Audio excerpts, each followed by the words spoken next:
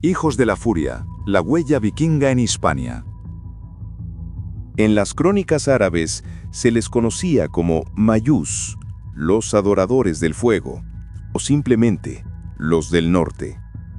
En las crónicas cristianas eran el castigo de Dios. Durante más de 3 siglos, la península ibérica, conocida entonces como Hispania, sintió el impacto de los marineros y guerreros, venidos del frío. Esta es la historia de la huella vikinga en Hispania.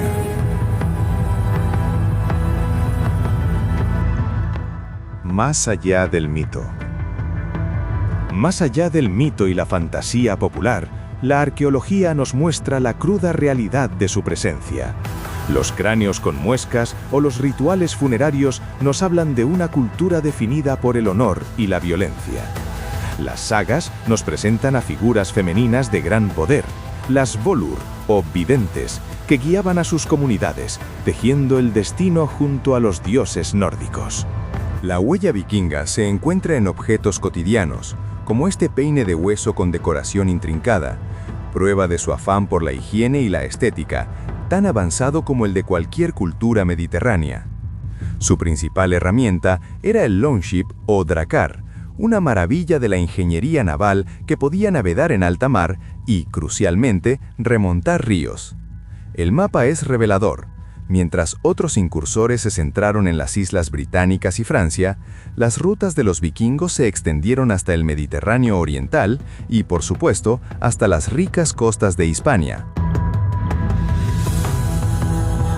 La primera ola, el despertar de la bestia. Año 844 después de Cristo. La primera ola fue un shock total. El 1 de agosto del año 844 después de Cristo, una flota de alrededor de 80 naves apareció frente a la costa cantábrica. Las defensas de Asturias, acostumbradas a luchas internas o contra el vecino musulmán, eran inexistentes en el mar. Los drácars atacaron en puntos clave del reino de Asturias. La Coruña y Gijón sufrieron los primeros asaltos. Las imágenes evocan el terror de los primeros enfrentamientos. La Torre de Hércules, ya entonces un antiguo faro romano, fue testigo de su brutal desembarco. Aunque fueron repelidos en algunos puntos, el mensaje era claro: nadie estaba seguro. Rumbo al sur. La serpiente en el río. Tras reponerse de las primeras escaramuzas, la flota continuó su rumbo al sur, siguiendo el contorno de la península hasta el estrecho. Pero en lugar de seguir la costa, se dirigieron tierra adentro. La flota se convirtió en la serpiente en el río al remontar el Guadalquivir, penetrando en el corazón de Al-Ándalus, el Emirato Omeya. Esto fue un acto de audacia sin precedentes, sorprendiendo a la civilización más avanzada de Europa.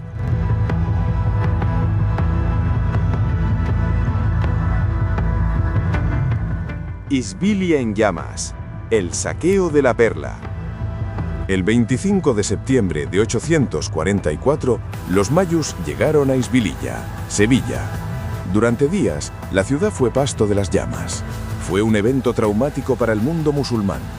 Los vikingos saquearon, esclavizaron y se atrincheraron en la mezquita mayor.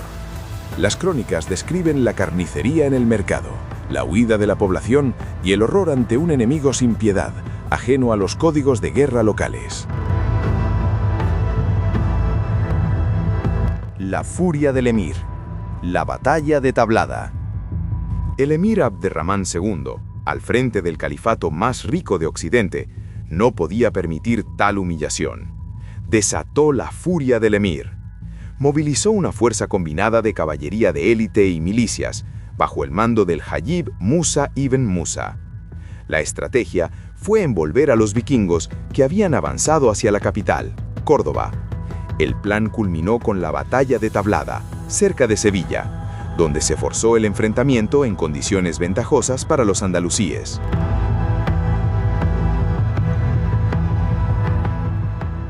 El precio de la osadía. La batalla de Tablada, el 11 de noviembre de 844, fue una masacre. Los arqueros y la caballería omeya diezmaron a los vikingos atrapados en la orilla del río. Cientos murieron, y más de 30 barcos fueron destruidos. El precio de la osadía fue la ejecución sumaria y ejemplarizante de los prisioneros, colgados de palmeras. Los supervivientes se vieron obligados a jurar lealtad al emir y convertirse al Islam, un testimonio de la eficacia del contraataque. La lección se aprendió. Abderramán II ordenó la creación de astilleros navales permanentes y la construcción de la primera flota de guerra omeya del Atlántico. La era de las leyendas. Bjorn Costado de Hierro, 858-862 después de Cristo. Años después, entre 858 y 862 después de Cristo, llegó una nueva y masiva oleada, en la era de las leyendas. Los líderes eran figuras tan célebres como Hásteinn y el legendario Bjorn Costado de Hierro. Su flota superó las 100 naves. Tras saquear Lisboa y asaltar Galicia, donde el obispo de Iria Flavia fue forzado a pagar un gran rescate, la flota tomó una decisión estratégica: cruzar el estrecho de Gibraltar. Esta acción marcó la primera gran incursión vikinga en el Mediterráneo. Su objetivo era el saqueo de las ricas costas orientales de Al-Ándalus. Atacaron la región de Algeciras y se movieron rápidamente hacia el Levante. Las crónicas registran el golpe en la vega del río Segura. Orihuela fue asaltada y saqueada, demostrando que ningún punto de la península era inexpugnable. Pero la campaña de Bjorn no terminó allí. Después de saquear Orihuela, la flota continuó su viaje épico. Su objetivo era Roma. En el camino, las Islas Baleares, como Mallorca y Menorca, sufrieron sus ataques. Cruzaron el Golfo de León, saqueando Nimes y la Camarga en el sur de Francia. Su clímax llegó en Italia, donde, creyendo haber llegado a Roma, saquearon la ciudad de Luna. Al final de su periplo, tras más de 3 años de incursiones, la flota regresó al Atlántico, aunque fue emboscada por la armada andalusí cerca del estrecho, perdiendo muchas naves. Pero la gesta estaba cumplida. Habían llevado el terror vikingo a todo el Mediterráneo. El enigma de Galicia. Incursiones y asentamientos. El foco de la defensa, mientras Bjorn navegaba lejos, se mantuvo en el norte, en el enigma de Galicia. El obispo Sisnando I fortificó la ciudad santa de Santiago. Se amuralló la ciudad y se construyeron fortalezas estratégicas, como las torres de oeste en Catoira, guardianes de la ría. En enclaves como los Mutillós, la evidencia material sugiere intentos de asentamiento que van más allá del simple saqueo.